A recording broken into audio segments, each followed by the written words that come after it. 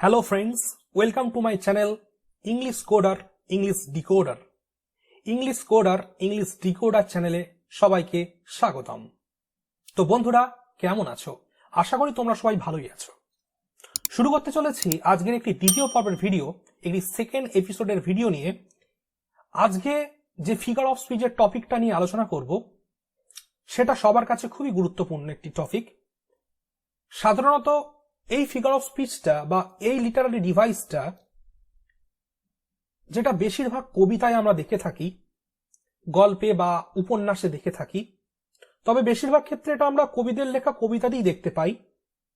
যে figure of স্পিচটা যেটি বেশি ব্যবহৃত হয় কবিতাতে, সেই ফিগার অফ স্পিচটা নিয়ে আজকের পর্বের ভিডিওতে আমরা ডিটেলসে আলোচনা করব এবং সুস্পষ্টভাবে উদাহরণ সহযোগে ব্যাখ্যা করার চেষ্টা করব যে সিমিলি ফিগার অফ স্পিচটি কি।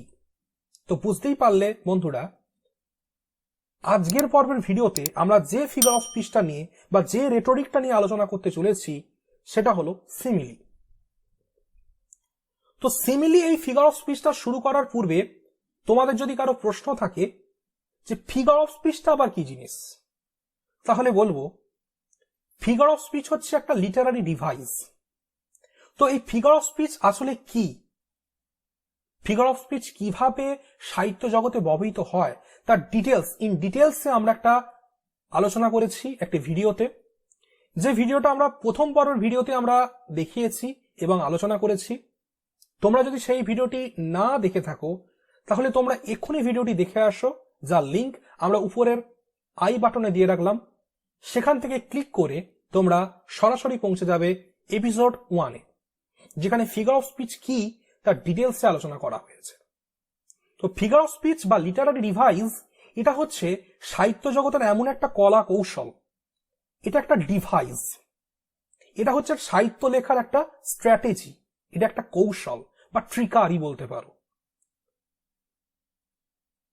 যখন কোনো স্রষ্টারা সাহিত্য সৃষ্টি করেন, কবিরা যখন কবিতা লেখেন, তাদের মধ্যে সাহিত্যে অনেক অলংকার প্রয়োগ করেন।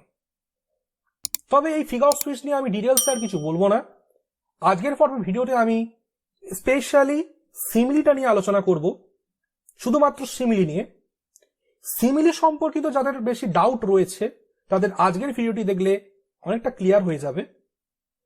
তো ভিডিওটি আশা করি তোমরা প্রথম থেকে শেষ অবধি মনোযোগ সহকারে দেখতে থাকবে। আজকের পর্বের ভিডিওতে আমরা সিমিলিটা নিয়ে ইন ডিটেলস আলোচনা করছি। তো সিমিলি নিয়ে আলোচনার পূর্বে প্রথমেই বলে রাখা দরকার সিমিলি জিনিসটা কি, কোথা থেকে এই সিমিলি শব্দটা এসেছে, সিমিলি শব্দটার অর্থ কি, এবং এই সিমিলি কেমন ভাবে কবিতায় ব্যবহৃত হয় বা কোনো সাহিত্য জগতে লেখনীতে ব্যবহার করা হয়। এটা এমনই একটা ফিগার অফ স্পিচ বা এটা এমনই একটা লিটারারি ডিভাইস বা এমনই একটা রেটরিক বা রেটরিক্যাল স্পিচ বলতে পারো, যেটা লেখকদের লেখাকে করে তোলে স্পষ্ট, ভিভিড এবং অনেকটা এমফ্যাটিক করে। Simile is used to make a description more vivid and more emphatic. তো সিমিলি আসলে কি?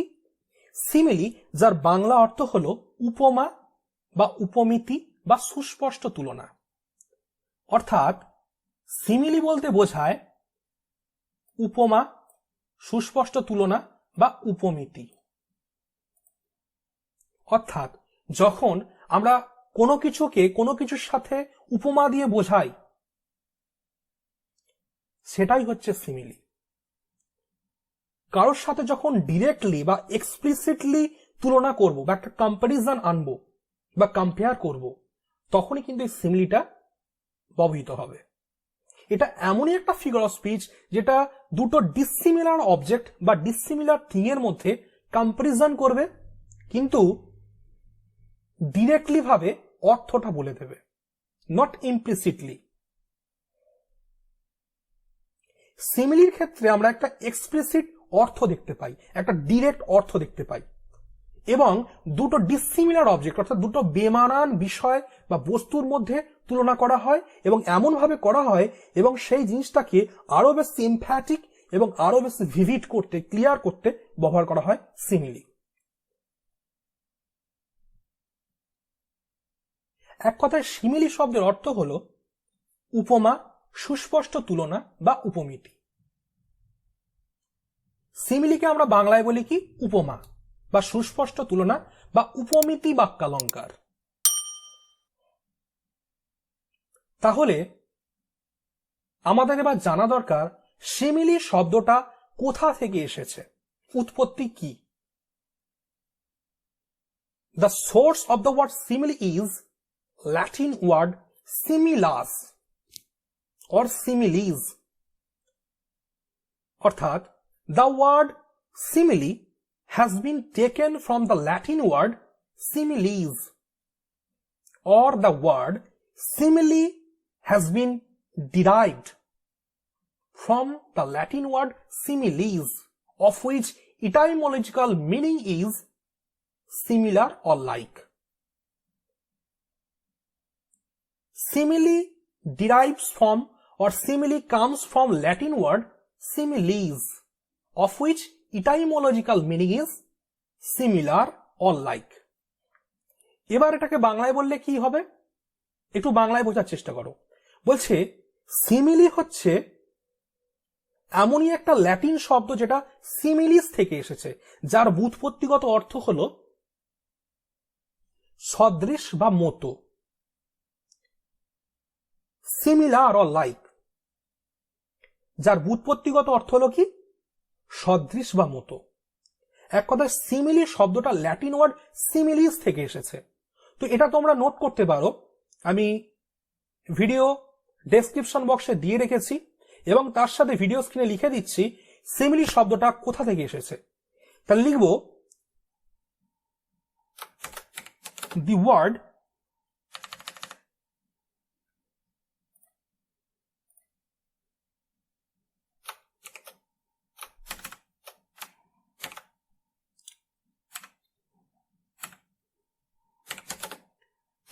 the word simile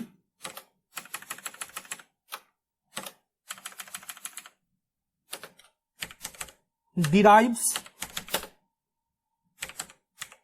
from the Latin word similes,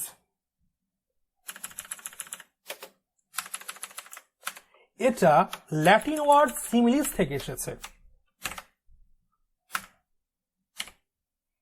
The word simile derives from the Latin word similis,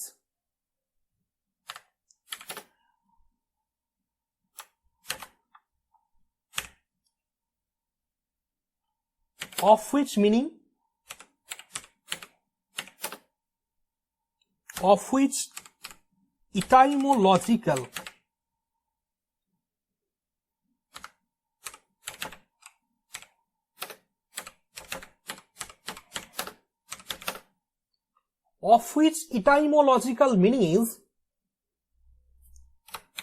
similar or like. এটা কিসের জন্য ব্যবহার করা হয় না, it's used to make a description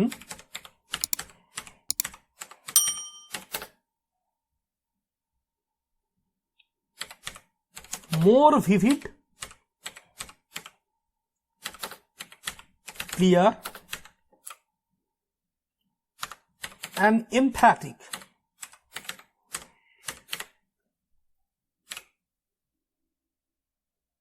তাহলে আমরা বুঝতেই পারলাম সিমিলি শব্দটা একটি ল্যাটিন শব্দ সিমিলিস থেকে নেওয়া হয়েছে, যেটার ব্যুৎপত্তিগত অর্থ বা of which etymological meaning is similar or like.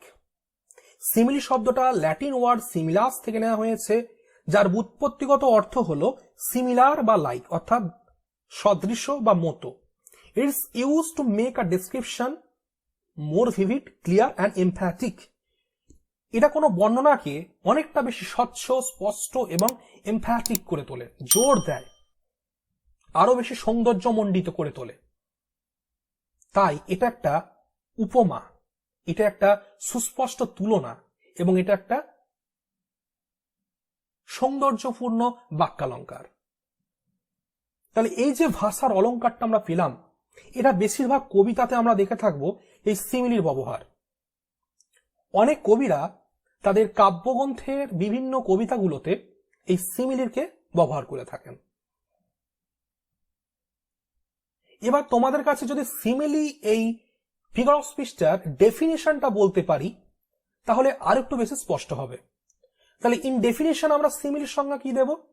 দেখো, সিমিলির ডেফিনেশনে বলা হচ্ছে, what is simile? Definition: simile is such a figure of speech which involves the explicit or the direct comparison between the two dissimilar object or thing. Especially, simile highlights the similarities between two things using comparison words such as like, so, as or than. তাহলে simile হচ্ছে এমন একটা figure of speech বা এমন একটা বাক্যালঙ্কার বা এমন একটা লিটারারি ডিভাইস বা এমনই একটা রেটরিক যেটা দুটো ডিসিমিলার অর্থাৎ দুটো বেমানান বা গড়পড়তা বস্তুর মধ্যে তুলনাকে সরাসরিভাবে, স্পষ্টভাবে তুলে ধরে বা ইনভলভ করে বা ইনক্লুডস করে। এবং বিশেষত সিমিলি সাধারণত লাইক, সো, অ্যাজ, দেন এই সমস্ত ওয়ার্ডগুলোর ব্যবহারের দ্বারা তুলনাকে করে তোলে আরো বেশি স্বচ্ছ, আরো বেশি সাদৃশ্যপূর্ণ। তাহলে এক কথায় সিমিলির সংজ্ঞা কি হবে in English? Simile is such a figure of speech which involves the explicit or direct comparison between the two dissimilar object or thing. Especially, simile highlights the similarities between the two things using comparison word such as like, so, as or than. এবারে তোমাদের যদি আমি স্ট্রাকচারটা বলি যে simile স্ট্রাকচারটা তাহলে কেমন হবে, তাহলে এটা বললে একটু ক্লিয়ার হওয়ার চেষ্টা করবে। তাহলে সিমিলির স্ট্রাকচারটা একটু বললে তোমাদের কাছে ব্যাপারটা খুবই ক্লিয়ার হতে পারে। স্ট্রাকচারটা এইভাবে তোমরা ধরবে, মনে করো এখানে আছে সাবজেক্ট, সিমিলির আগে সাবজেক্ট বসবে। যেমন সি ইজ লাইক এ রোজ, সে গোলাপ ফুলের মতো। সিটা হচ্ছে এখানে সাবজেক্ট, প্রথমেই হয় সাবজেক্ট, তো সি, তারপরে একটা পি ভার্ব বা কোনো ভার্ব থাকে, তো সি ইজ লাইক আ রোজ। তাহলে সাবজেক্টের পর একটা ওয়ার্ড থাকে বা সেন্টেন্স থাকে, তারপরে যদি তোমরা দেখো লাইক বা অ্যাজ বা than plus noun or phrase, তাহলেই কিন্তু হয়ে যাবে সিমিলি। অর্থাৎ সাবজেক্টের পর যদি like, as, so, such as, than এবং তারপরে যদি কোনো নাউন বা ফ্রেজ থাকে, অর্থাৎ কোনো জিনিসের নাম বা কোনো ফ্রেজ থাকে, কোনো নাউন ফ্রেজ থাকে, তাহলে সেটা হবে সিমিলি বা উপমা বা উপমিতি বা সুস্পষ্ট তুলনা। এখানে সিমিলিকে বাংলার অলঙ্কারে বলা হয় উপমা বা সুস্পষ্ট তুলনার উপমিতি ভাষালঙ্কার, আর ইংলিশে এটা হচ্ছে সিমিলি। তো প্রথমেই বলে রাখি, এই সিমিলি সাধারণত বিভিন্ন কবিদের কবিতাতে বেশি ব্যবহৃত হয় এবং এই সিমিলি সাধারণত লাইক এবং অ্যাজ এই দুটো ওয়ার্ডকে কেন্দ্র করে গড়ে ওঠে। যখনই তোমরা দেখবে কোনো সেন্টেন্সের মধ্যে লাইক বা অ্যাজ বা দেন এই ওয়ার্ডগুলো রয়েছে, তাহলেই বুঝবে ওটা একটি সিমিলি ফিগার অফ স্পিচ। তাহলে সিমিলি ফিগার অফ স্পিচের কিওয়ার্ড কোনগুলি? সিমিলি ফিগার অফ স্পিচের কিওয়ার্ড হচ্ছে লাইক, সো, অ্যাজ, দেন। এই লাইক, সো, অ্যাজ, দেন এগুলো হচ্ছে সিমিলি বোঝার keywords. The keywords of the word simile are like, so, as, than. So, simile is used to make a description more vivid, more clear, and more emphatic. এবং যেটার মাধ্যমে তার তীব্রতাকে, তার যে ইন্টেন্সটাকে, বাক্যের যে ইন্টেন্সিটিটাকে, সেটাকে কিন্তু বোঝায়। যেমন বললাম, উদাহরণ দিলে একটু আরো বেশি স্পষ্ট হবে। কয়েকটা এক্সাম্পল বা সাইটেশন বলছি। যেমন মনে করো তোমাদের বললাম, C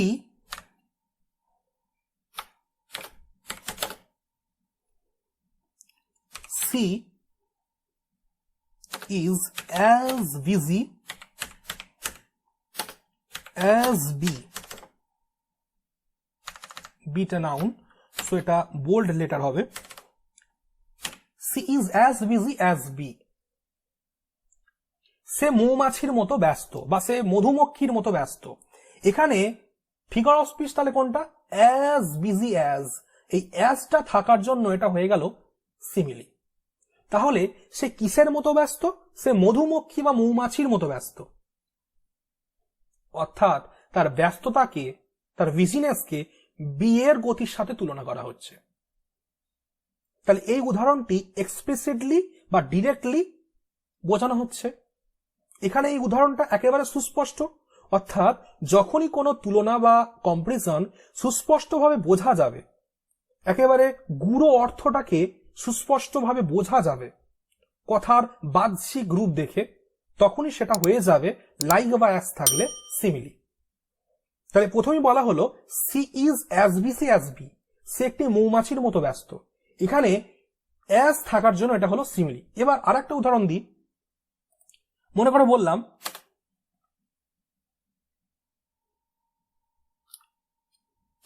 he is sleeping like a koala.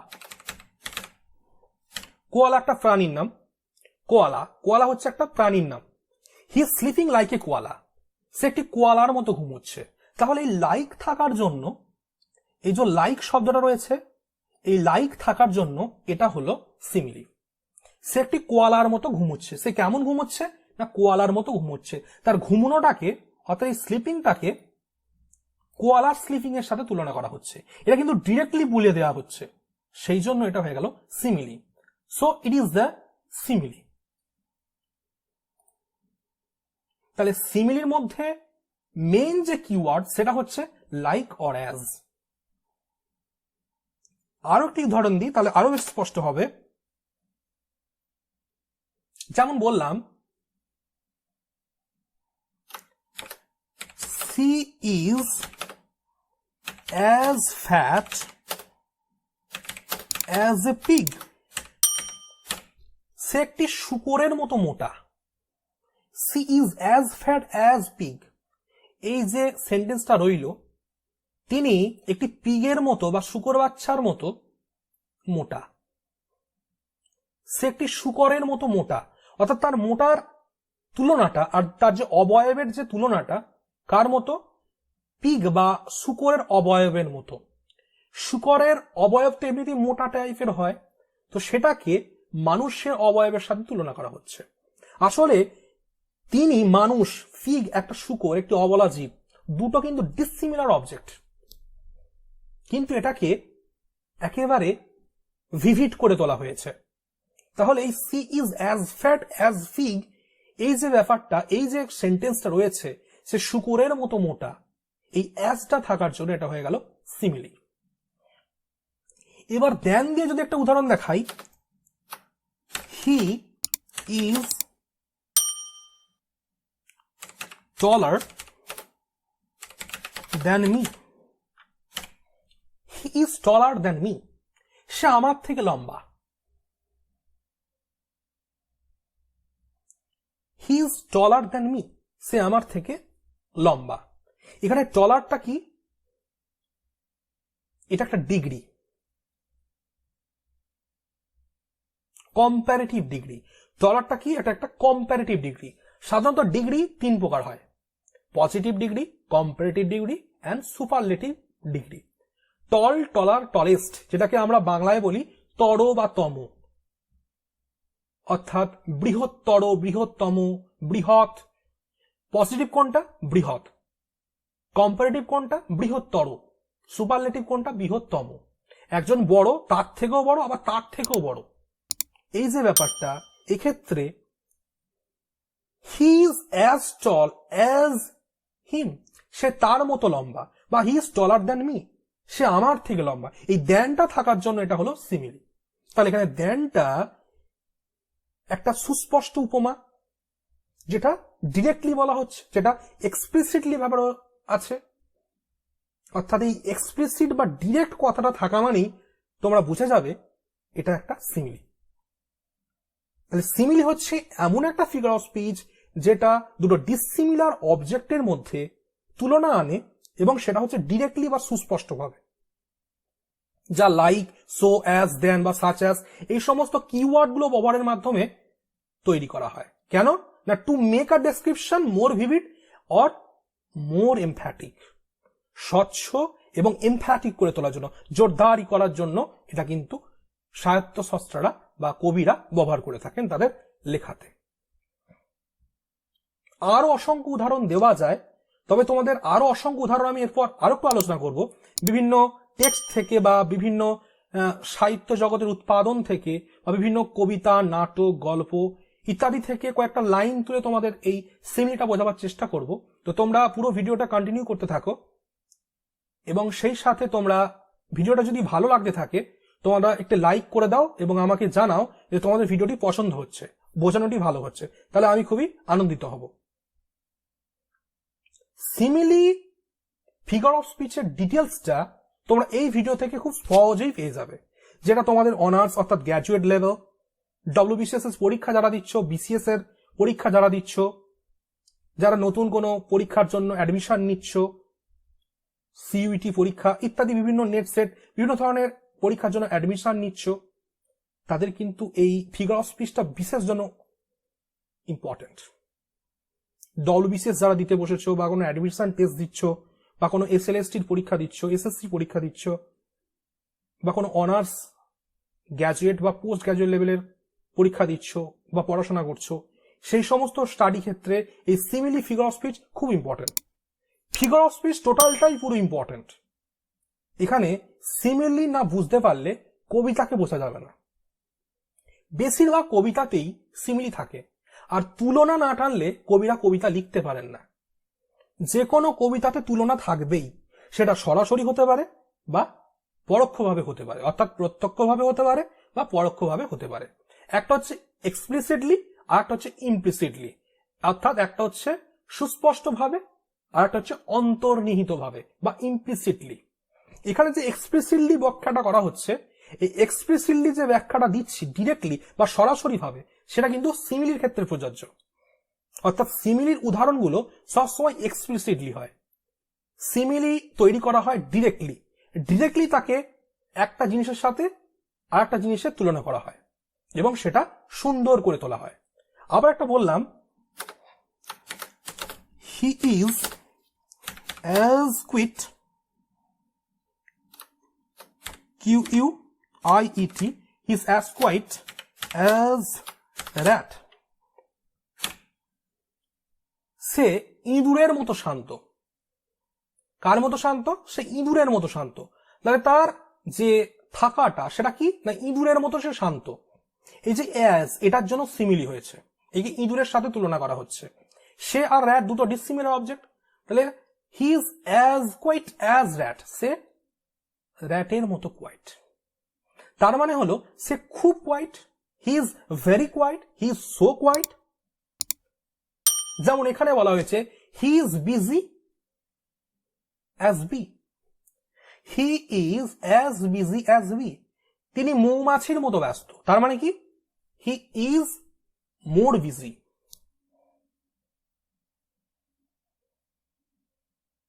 He is very busy, তিনি অনেক অনেক ব্যস্ত।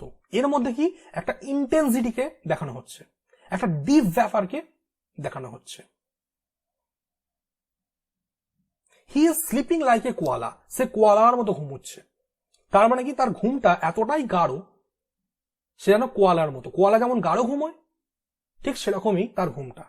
মানে তার ঘুমটার যে ডিপ ব্যাপারটা, ইন্টেন্স তীব্রতা, সেটাকে তুলনা করা হচ্ছে। তার ঘুমোনোর তীব্রতার কেমন ডিপ, সেটাকে ডিফেন্ড করা হচ্ছে। He is as fat as pig, সে শুকরের মতো মোটা। তার অবয়বটা কিরকম, শুকরের মতো মোটা, তার মানে সে খুব মোটা, অর্থাৎ he is very fat or she is very fat. এক্ষেত্রে এটাই হচ্ছে সিমিলি। এখানে সুস্পষ্টভাবে মেন অর্থটাকে বোঝাতে গিয়ে আমরা ডিসিমিলার অবজেক্টের তুলনাকে আনছি। তাহলে she is as fat as pig, সে শুকরের মতো মোটা।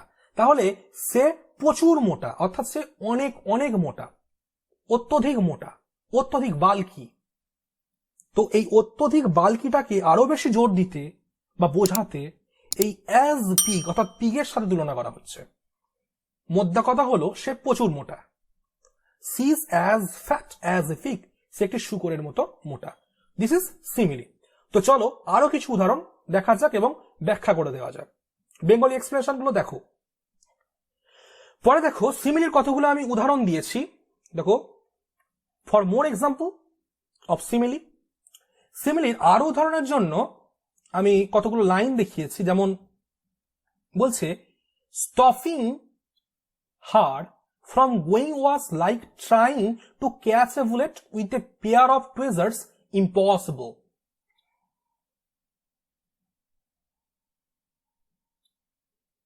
বলতে পারবে এটা কোথাকার line? Stopping her from going was like trying to catch a bullet with a pair of tweezers, impossible. এর মানে হচ্ছে তাকে যাওয়া থেকে থামানোটা কিসের মতো? Trying to catch a bullet with a pairs of tweezers, impossible. অর্থাৎ এক জোড়া টেজার দিয়ে বুলেট ধরার মতো অসম্ভব। তাকে যাওয়া থেকে থামানো বা তাকে যাওয়া থেকে আটকানোটা এক জোড়া পেয়ার দিয়ে বুলেট ধরার মতো অসম্ভব। তাহলে তার যাওয়াটাকে কার সাথে তুলনা করা হয়েছে? এক জোড়া টেজার দিয়ে বুলেট আটকানোটাকে দিয়ে তুলনা করা হয়েছে। To catch a bullet with a pair of tweezers, a pair of tweezers মানে এক জোড়া টেজার্স দিয়ে। টুয়েজার্স মানে চিমটা বা কোনো চিমটে, এগুলো বলতে পারো, চিমটে টাইপের জিনিস টুয়েজার্স। তো এক জোড়া চিমটে দিয়ে বা এক জোড়া টুয়েজার্স দিয়ে একটা বুলেটকে ধরা যেমন যায় না, ঠিক তেমনই তার যাওয়াটাকেও আটকানো যাচ্ছে না। সেই জন্য বলছে, stopping her from going was like trying to catch a bullet with a pair of tweezers, impossible. তাকে যাওয়া থেকে আটকানোটা এক জোড়া টেজার্স দিয়ে বুলেট ধরানোর মতো অসম্ভব। তাহলে তার যাওয়াটা সুনিশ্চিত, তার যাওয়াটা পুরোপুরি অসম্ভব, অর্থাৎ সে যাবেই, তার যাওয়াটাকে কেউ আটকাতে পারবে না। অর্থাৎ এক জোড়া টুয়েজার্স দিয়ে বুলেটকে যেমন ধরা যায় না, ঠিক তেমনই তার যাওয়াটাকেও কেউ আটকাতে পারবে না। অর্থাৎ এখানে একটা তীব্রতা, এখানে একটা ইন্টেন্সিটিকে বলা হচ্ছে। মোদ্দা কথা বা গুড়ো অর্থ কি? তাকে আটকানো যাবে না, একদমই আটকানো যাবে না। সো স্টপিং, এখানে একটা নাউন ইউজ করা হয়েছে। স্টপ ভার্ব, স্টপিং হচ্ছে noun of the word stop.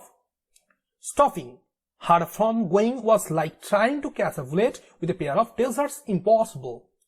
এটা হচ্ছে উইলিয়াম শেক্সপিয়রের দ্য মার্চেন্ট অফ ভেনিস এই নাটকের একটি লাইন।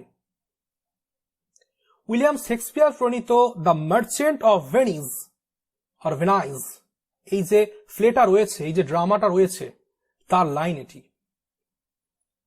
এবার দ্বিতীয় উদাহরণে কি বলছে? Time has not stood still.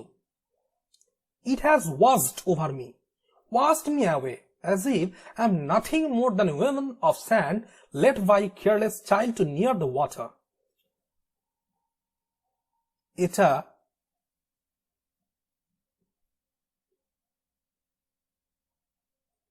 The Handmaid's Tale এই যে নোভেলটা রয়েছে, এই নোভেলের একটা লাইন কার লেখা? এটা হচ্ছে মার্গারেট অ্যাটউডের লেখা। ঔপন্যাসিক দ্য নভেলিস্ট মার্গারেট অ্যাটউডের লেখা দ্য হ্যান্ডমেইডস টেল এই উপন্যাস থেকে নেওয়া হয়েছে। এখানে বলা হচ্ছে কি, time has not stood still, সময় থেমে থাকেনি। It has washed over me, এটা আমার উপর দিয়ে ধুয়ে বেরিয়ে গেছে। ওয়াস্ট মি অ্যাওয়ে, আমাকে অনেক দূর ধুয়ে নিয়ে গেছে। অ্যাজ ইফ, যেন I am nothing more than a women of sand, যেন আমি বালির নারীর থেকেও কোনো কিছুই নই। Left by a careless child too near the water, এবং জলের অতি কাছে একটি পরোয়াহীন বা বেপরোয়া বা একটি অযত্নপূর্ণ বাচ্চাকে রেখে গেছে। তাহলে পুরো লাইনটা কি হলো? Time hasn't stood still, it has washed over me, washed me away as if I'm nothing more than a wind of sand left by a careless child to near the water. সময় থেমে থাকেনি, এটা আমার উপর দিয়ে বয়ে গেছে এবং আমাকেও নিয়ে গেছে। as if I'm nothing more than a woman of sand, যেন আমি বালির মহিলাদের থেকে কোনো কিছুই নই। left by a careless child to near the water, to near মানে অনেক কাছে, অর্থাৎ জলের অতি কাছে একটি অযত্নপূর্ণ বাচ্চাকে রেখে গেছে। তো এই যে লাইনটা, এই সেন্টেন্সটার মধ্যে সিমিলি কিন্তু আছে। কোথায় সিমিলি আছে? এই যে বলছে time has not stood still, it has washed over me, washed me away as if, তো এই অ্যাজ থাকার জন্য এটা হয়ে গেল সিমিলি। তার মানেটা কি? যেন বালির মহিলার মতো। টাইম থেমে থাকেনি, কার মতো? না, বালির মহিলার মতো। এই যে বলছে বালির মহিলার মতো আমি কোনো কিছুই নই যেটা আমাকে ধুইয়ে নিয়ে গেছে অনেক দূর। টাইম থেমে থাকেনি, সময় থেমে থাকেনি। এই যে এখানে অ্যাজিভ বলা হচ্ছে, এটা একটা সিমিলি। এটা কিন্তু মার্গারেট অ্যাটউডের লেখা দ্য হ্যান্ডমেইডস টেল নোভেল থেকে নেওয়া হয়েছে। Third example, is love a tender thing? It is too rough, too rude, too boisterous, and it picks like a thorn. ভালোবাসা কি কোমল জিনিস, নরম জিনিস? টেন্ডার মানে সফট, নরম বা কোমল যেটাকে আমরা বলি। Is love a tender thing? It's too rough, too rude, too boisterous, and it flicks like a thorn. এটা অনেকটা রূঢ় বা অনেকটা রুক্ষ, টু রুড অনেকটা অভদ্র বা অনেকটা অশ্লিষ্ট, টু বয়েস্টারাস অনেকটা ঔদ্ধত্যপূর্ণ, and it flicks like a thorn, এটা একটা কাঁটার মতো বেঁধে। রুড মানে কি? রুড মানে হচ্ছে ক্যাডিস বা থার্স। রুড মানে হচ্ছে অভদ্র, যেটাকে বলা হয় ক্যাডিস, CADDISH, ক্যাডিস। ওটা লিখে দিলাম CADDISH, ক্যাডিস, অথবা হার্স, HARSH, হার্স।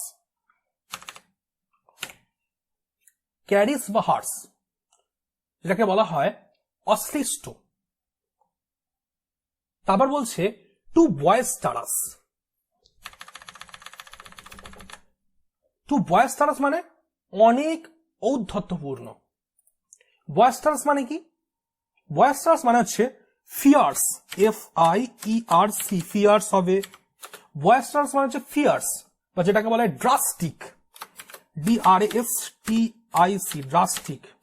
অথবা আরেকটা ওয়ার্ড হয় আনকোয়াইট, QUIET, আনকোয়াইট, অশান্ত। ফায়ার্স মানে তীব্রভাবে, প্রচন্ড বেগে, ঔদ্ধত্যপূর্ণ, যার মধ্যে থেমে থাকার কোনো প্রবণতা নেই। এখনই মারদাঙ্গা বা হইচইপূর্ণ বা একটা প্রচন্ড গতিতে সবেগে এই যে ব্যাপারটা, তার মধ্যে ফায়ার্স মানে আগ্নেয় ভাবে, মানে একেবারে ঔদ্ধত্যপূর্ণ ভাবে করতেই হবে, মারতেই হবে, এই যে ব্যাপারটা, সেটা হচ্ছে বয়েস্টারাস। তার মধ্যে যে উদ্বিগ্নতা, সেটা হচ্ছে বয়েস্টারাস। ইংলিশে বলা হয় ফায়ার্স, ড্রাস্টিক্স, আনকোয়েট। বয়েস্টারাস মানে ইট ফ্লিক্স, এটা প্রথিত করে, লাইক এ থর্ন, একটি কাঁটার মতো। তাহলে এখানে লাইক থাকার জন্য এটি কাঁটার মতো। কোনটা? লাভটাকে বলা হচ্ছে কাঁটার সাথে লাভের তুলনা। তবে কাঁটা আর লাভ দুটো আলাদা, দুটো ডিসিমিলার অবজেক্ট বা ডিসিমিলার থিং। এটার মধ্যে কিন্তু লাভটাকে বা লাভের যে ফিচার্সটাকে, ক্যারেক্টারিস্টিকটাকে জোর দেওয়ার জন্য, এমফ্যাটিক্যালি এটাকে ভিভিডনেস দেওয়ার জন্য এই সিমিলিটা ইউজ করা হয়েছে বাই লাইক। এখানে লাইক ওয়ার্ডটির দ্বারা লাভের যে ফিচার্স সেটাকে কিন্তু থর্নের সাথে তুলনা করছে। থর্ন যেমন বিঁধলে আমাদের কষ্ট হয়, তেমনি লাভ আমাদের যদি কষ্ট দেয় তাহলে সেটা কিন্তু কাঁটা বেঁধার মতো যন্ত্রণাদায়ক, পীড়াদায়ক। তো সেই কাঁটা ফোঁটার মতো লাভও একটা তুলনাময় একটা জিনিস। এখানে লাভ অ্যান্ড থর্ন হচ্ছে দুটো ডিসিমিলার অবজেক্ট। তাহলে এখানে এই লাভের সাথে থর্নের যে তুলনা একেবারে appropriate. So it is simile. এটা হচ্ছে রোমিও এবং জুলিয়েট, উইলিয়াম শেক্সপিয়ারের লেখা রোমিও অ্যান্ড জুলিয়েট নাটক থেকে নেওয়া হয়েছে। This expression or this line has been taken from William Shakespeare's famous play Romeo and Juliet. William শেক্সপিয়ারের লেখা বিখ্যাত নাটক রোমিও এবং জুলিয়েট এখান থেকে নেওয়া হয়েছে। খুব সহজেই তোমরা বুঝতে পারছো। যদি কোনো বুঝতে অসুবিধা হয় আমাকে কমেন্ট বক্সে কমেন্ট করে জানাতে পারো, কিংবা আমার ডেসক্রিপশন বক্সে আমার পার্সোনাল কন্ট্যাক্ট নাম্বার দেওয়া আছে, কন্ট্যাক্ট নাম্বারে ফোন করে জেনে নিতে পারো, আমি অবশ্যই হেল্প করব। তো শেষ অবধি ভিডিওটি দেখতে থাকো। পরবর্তী উদাহরণে বলছে I wandered lonely as a cloud. আমি ইতস্ততভাবে ঘুরে বেড়ালাম একাকী, অ্যাজ এ ক্লাউড, একটা মেঘের মতো। অর্থাৎ মেঘ যেমন একাকীভাবে ঘুরে বেড়ায়, মেঘের সাথে মেঘের গর্জন হয় ঠিকই, মেঘ কি আকাশে উড়ে উড়ে বেড়ায় কিভাবে? Lonely, alone, একাকীভাবে। ওয়ান্ডার্ড মানে হচ্ছে স্ট্রলিং করা, পারিচারি করা বা ইতস্ততভাবে ঘুরে বেড়া, ভব ঘুরে ভাবে, মানে কোনো উদ্দেশ্যহীন ভাবে ঘুরে বেড়ানো, সেটাকে বলছে ওয়ান্ডারিং। ওয়ান্ডার্ড, আমি ইতস্ততভাবে ঘুরে বেড়ালাম, বা I strolled lonely as a cloud, আমি একটি মেঘের মতো ইতস্ততভাবে একাকী ঘুরে বেড়ালাম। এটা উইলিয়াম ওয়ার্ডসওয়ার্থের লেখা দ্য ড্যাফোডিলস পোয়েম থেকে নেওয়া হয়েছে। তার মানে কি বলছে? কবি কেমন ভাবে ঘুরে বেড়ায় না? মেঘের মতো। তাহলে কবি নিজেকে মেঘের সাথে তুলনা করেছেন, এটাই কিন্তু সিমিলি। এখানে কবি এবং মেঘ দুটো ডিসিমিলার অবজেক্ট, কিন্তু তুলনাটা সুস্পষ্ট করেছে কেন? মেঘের মতো। তাহলে তার ওয়ান্ডারিংটা কিসের মতো? না ক্লাউডের ওয়ান্ডারিং এর মতো। That is simile. Next point বা নেক্সট এক্সাম্পল বলছে life is like a riding bicycle, to keep your balance you must keep moving. Albert Einstein একটা ডক্ট্রিন এটা। আলবার্ট আইনস্টাইন বলছেন life is like riding a bicycle, to keep your balance you must keep moving. জীবন একটা bicycle চড়ার মতো। আপন ভারসাম্য বজায় রাখতে হলে তোমাকে চালিয়ে যেতেই হবে বা গতি চালাতেই হবে, মুভিংটাকে ধরে রাখতে হবে। তাহলে জীবন একটা বাইসাইকেলের মতো। তাহলে জীবনকে বাইসাইকেলের সাথে তুলনা করা হচ্ছে কেন? কারণ জীবন প্রবাহমান, বাইসাইকেল তো গতিময়। সাইকেল কি দাঁড়িয়ে থাকে? কখনোই না। সাইকেল যেমন গতিতে এগিয়ে চলে, জীবনও তেমন ক্রমান্বয়ে টাইমের মাধ্যমে এগিয়ে চলে। তাহলে জীবন একটা বাইসাইকেলের মতো। নিজের ভারসাম্য রক্ষা করতে হলে এটাকে চলতে দিতে হবে, অবশ্যই চলতে দিতে হবে। Said by Albert Einstein. আশা করি তোমরা এই ভিডিও থেকে খুবই উপকৃত হচ্ছ এবং ভিডিওটি তোমাদের কাছে আশা করি এফেক্টিভ বলে মনে হতে পারে। তো ভিডিওটি যদি খুব ভালো লেগে থাকে ভিডিওটি একটি লাইক করবে এবং বন্ধুদের সাথে অবশ্যই শেয়ার করবে ভিডিওটি। এবং আর একটা কথা বলে রাখি, এই ভিডিওটির মাধ্যমে আমরা স্ক্রুপুলাসলি সিমিলার যে লাইক, এই যে ব্যাপারটা, সদৃশ, মতো, এছাড়া সিমিলির এই যে ডিটেলসটা আমরা আলোচনা করলাম, সেটা তোমরা বিভিন্ন বইয়ে বিভিন্ন রকম ভাবে পেতে পারো, তবে মোদ্দা কথা একটাই আসবে, সিমিলি মানে উপমা বা উপমিতি, কোনো কিছুর সাথে তুলনা করা, তবে সেটা ডিসিমিলার অবজেক্ট হবে, যেটাতে লাইক এবং অ্যাজ এই দুটি কিওয়ার্ড ইউজ থাকবে। দুটো ডিসিমিলার অবজেক্টের সাথে যখন লাইক ও অ্যাজ বসিয়ে তুলনা করা হবে বা কম্পেয়ার করা হবে, তখন সেটা হবে সিমিলি। যে কোনো বই পড়লে একই উত্তর, বিভিন্ন বই ঘাঁটলে এই একটা কথাই বেরিয়ে আসবে, সিমিলি হচ্ছে এমন একটা ফিগার অফ স্পিচ যেটা একটা বর্ণনাকে আরো বেশি বর্ণনাত্মক, আরো বেশি ডেসক্রিপটিভ করতে, আরো বেশি ভিভিডনেস দিতে, আরো বেশি এমফ্যাটিক করতে ব্যবহার করা হয়। কি ব্যবহার করা হয়? Like, as, so, then, as, such as, so as ইত্যাদি ব্যবহার করা হয়। সো সিমিলি ইন বেঙ্গলি উপমা, উপমিতি বা সুস্পষ্ট তুলনা। Explicit comparison, direct comparison.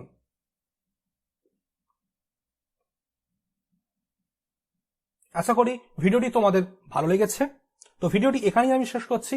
ভিডিওটি যদি ভালো লেগে থাকে ভিডিওটি একটি লাইক এবং কমেন্ট করে দিও, এবং ভিডিওটি বেশি বেশি করে অন্যান্য বন্ধুদের সাথে শেয়ার করে তাদেরকেও জিনিসটা বোঝার সুযোগ করে দিও। এ পর্যন্ত আমাদের ভিডিওতে জুড়ে থাকার জন্য সবাইকে জানাই ধন্যবাদ।